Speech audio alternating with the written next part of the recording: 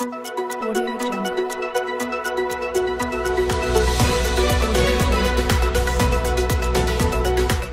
ঈদ উল আজহা সহমর্মিতা, ত্যাগ ও ভ্রাতৃত্ববোধের শিক্ষা দেয়। প্রধানমন্ত্রী শেখ হাসিনা বলেছেন, ঈদ উল আজহা শান্তি, সহমর্মিতা, ত্যাগ ও ভ্রাতৃত্ববোধের শিক্ষা দেয়। সোমবার 17 জুন পবিত্র ঈদ উল আজহা উপলক্ষে এক বাণীতে বাংলাদেশ সহ বিশ্বের মুসলিম উম্মাহর প্রতি আন্তরিক শুভেচ্ছা এবং ঈদ মোবারক জানিয়েছেন তিনি।